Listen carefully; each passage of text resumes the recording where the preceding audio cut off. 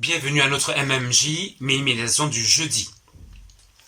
Comme je l'ai déjà dit à plusieurs reprises, l'une des choses que nous devons vraiment profiter de faire pendant ce temps de confinement qui nous est imposé, c'est de lire la parole de Dieu et la méditer comme jamais auparavant, de manière à soigner notre relation avec Jésus. Autrement, en fait, il faut dire que nous aurions perdu, gaspillé inutilement tout ce temps qui ne se présentera peut-être plus. En tout cas, je prie que nous utilisions ainsi ce mois qui nous reste encore, même si la phase de déconfinement a commencé.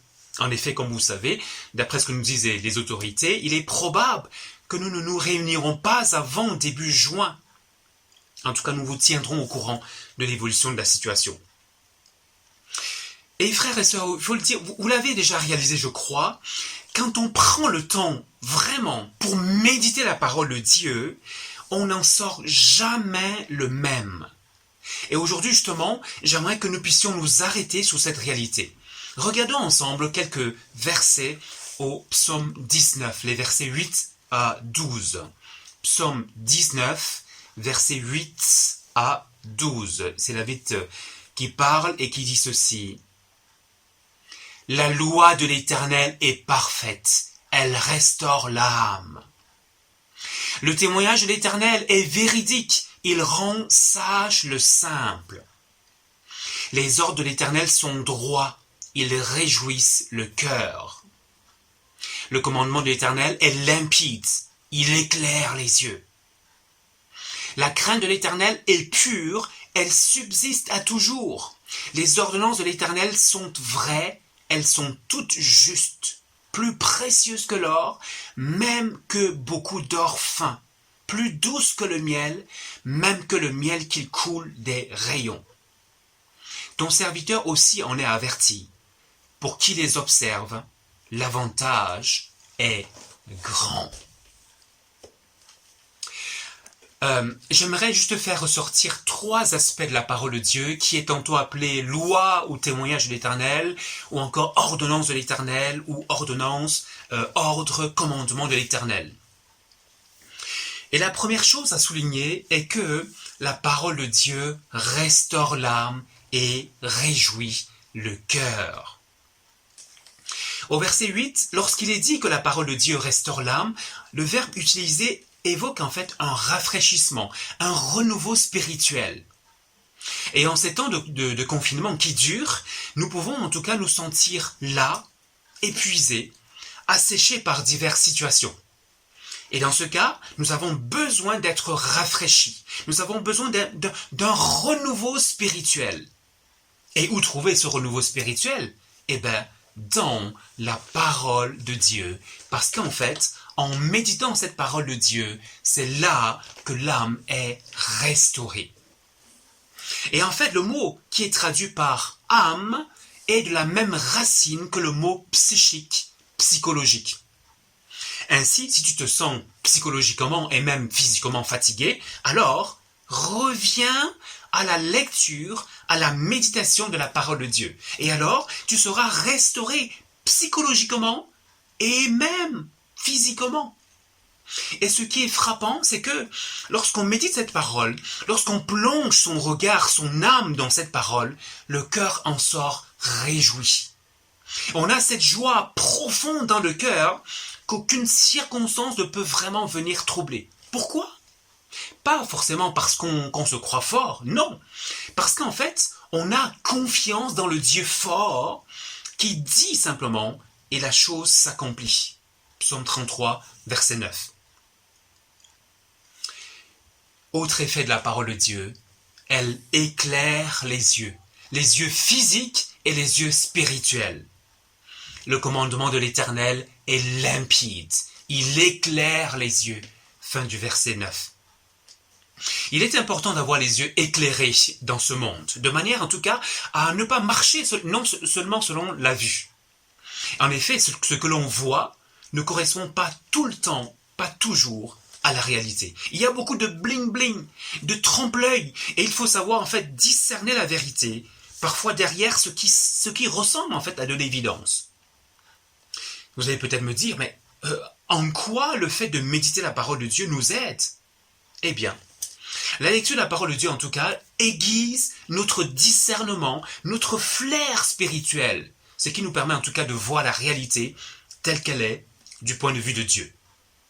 Alors bien entendu, en disant cela, je présuppose que le spirituel à barre est au-dessus du matériel. Le fait de discerner les choses spirituellement nous permet en tout cas de mieux voir la réalité. Et nous pouvons en tout cas demander à Dieu de nous donner du discernement dans la situation actuelle que nous vivons, de sorte que nous voyons clair et dans tous les cas, pour que nous puissions en tout cas, pour que nous puissions savoir davantage vivre d'une manière qui glorifie Jésus. La parole de Dieu, troisièmement, il nous est dit, la parole de Dieu nous permet également d'être sages. Verset 9. Le témoignage de l'Éternel est véridique. Il rend sage le simple ou le naïf, on peut aussi traduire ainsi. Et j'aimerais vraiment que nous puissions nous arrêter sur ce point. La parole de Dieu, en fait, nous permet d'être sages dans ce monde. En particulier, dans la bonne marche de nos familles. En ce temps de confinement, alors que nous sommes les uns sur les autres, que les enfants sont les uns derrière les autres, il est vraiment facile de verser dans l'embrouille, de s'embrouiller. Et c'est alors justement en tout cas que la parole de Dieu est importante pour... c'est vraiment là où il est important de mettre en application les principes de la parole de Dieu pour que tout puisse vraiment se passer au mieux. Mais justement, comment allons-nous mettre en pratique les applications de la parole de Dieu, les principes de la parole de Dieu, si nous ne la connaissons pas? Comment vas-tu bâtir ta maison de manière correcte si tu ne connais pas la parole de Dieu, si tu ne la lis pas? Et là, j'aimerais m'adresser aux hommes. Tu te dis le chef de la famille, et tu as raison. Mais si tu es chef, Dieu attend de toi que tu te conduises, que tu conduises ta famille d'après les principes spirituels bibliques. Mais alors, comment veux-tu conduire ta famille d'après des principes bibliques si tu ne prends pas le temps de méditer la parole pour y trouver des directives spirituelles? Et j'aimerais aussi m'adresser à toi, femme, aux femmes. Femme, comment vas-tu conduire ta maison de manière correcte si tu ne médites pas la Bible? Et justement, il faut avouer ceci. C'est que souvent, les femmes sont plus spirituelles. Elles lisent plus leur Bible, elles prient plus, elles sont plus impliquées dans l'œuvre de Dieu. Alors peut-être, homme, il est temps que tu rattrapes ton retard avec ce temps de confinement que nous avons. Alors non pas par concurrence, de toute façon ce serait un bon défi, mais en tout cas, sache homme qu'être chef de la famille, cela ne consiste pas en fait à avoir une grosse voix ou une grande barbe comme la mienne, mais c'est la direction spirituelle qui est importante.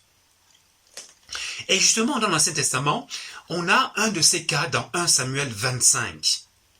Il est question dans 1 Samuel 25 d'un homme qui s'appelait Nabal. Et cet homme, en fait, était un ivrogne. Et il avait en fait une conduite idiote. D'ailleurs, son nom veut dire idiot, fou. Par contre, il avait une femme sage, comme Virginie, une femme sage qui craignait Dieu et qui s'appelait Abigail. Aux yeux de Dieu, évidemment, ce n'était pas Nabal, le chef de la famille, mais Abigail, qui du reste a sauvé sa famille par sa sagesse et sa crainte de Dieu. Je vous invite d'ailleurs à lire toute cette histoire instructive vraiment dans 1 Samuel 25. En tout cas, il faut dire que le leader spirituel de la maison, c'est lui qui est le chef aux yeux de Dieu. Homme, papa, connais-tu la parole?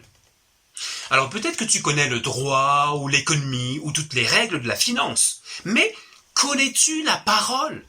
En fait, ce n'est pas avec le droit ou l'économie ou les finances qu'on exerce le leadership, mais en fait avec les principes spirituels qui sont eux issus de la parole de Dieu.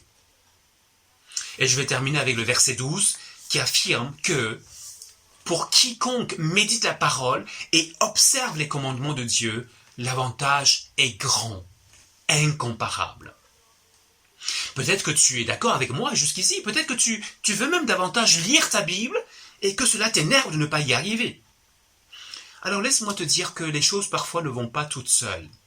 c'est important parfois de s'énerver, d'user même de violence pour se dégager du milieu de toutes ces préoccupations en fait qui encombrent nos vies, et cela afin de nous délecter de la parole de Dieu.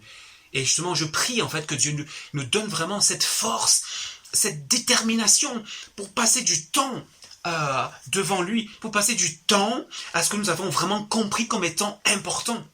En tout cas, ne continuons pas à nous laisser voler notre temps. Ne continuons pas à nous laisser voler notre temps. Prions simplement. J'aimerais prier vraiment par rapport à ce point. Prions. Seigneur, nous voulons vraiment te louer, te remercier de ce que tu nous donnes, ta parole. Et nous voulons, Seigneur, venir à toi. Nous voulons en tout cas, vraiment, devant cette difficulté de lire ta parole parfois, lancer un SOS à toi. Saint-Esprit, au secours. Dégage nos vies, s'il te plaît, de ces pièges qui nous font passer à côté de l'essentiel. C'est essentiel que tu attends de nous, en particulier en ces temps de confinement, où nous avons plus de temps. Aide-nous, au nom de Jésus. Amen. Et pour terminer simplement, je vous invite à écouter ce chant qui est issu de ce thème d'aujourd'hui, qui est ce cantique qui dit « Ta parole est une lampe sous mes pieds, elle éclaire mon sentier. » Que Dieu nous bénisse. À dimanche.